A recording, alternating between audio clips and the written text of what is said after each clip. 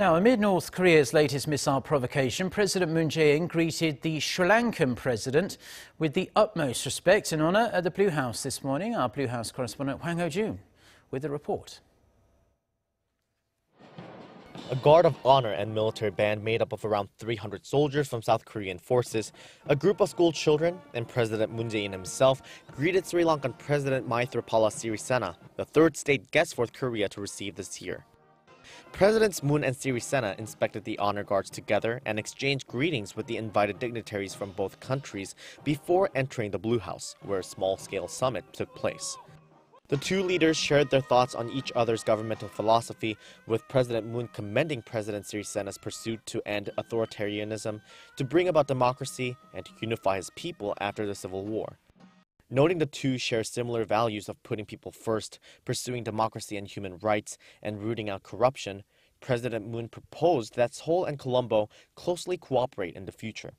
President Sirisena in return gave his best wishes for the upcoming Pyeongchang Winter Olympics. And regarding North Korea's missile launch on Wednesday morning, the Sri Lankan president expressed his strong support for South Korea. During the expanded summit meeting, which followed shortly after, Presidents Moon and Sirisena evaluated their country's 40-year-long bilateral relations and pledged to expand cooperation in various areas.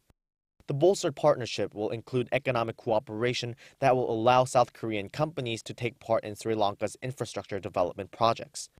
To aid Sri Lanka's sustainable economic growth, President Moon even pledged to increase Seoul's financial support to Sri Lanka for 3 years to $500 million from its current $300 million via the Economic Development Cooperation Fund by 2019. Also, both leaders agreed to increase people-to-people and cultural exchanges between the two countries. Such efforts to expand bilateral cooperation were reflected in the inking of key agreements and MOUs. In the evening, a state dinner in honor of the visiting president will be hosted by President Moon. The Blue House emphasized President Sirisena's visit to Korea will establish the foundation for the Korean government's new Southern policy, which will broaden Seoul's diplomatic horizon beyond Northeast Asia to Southwest Asia. Hwang Ho-jun, Arirang News.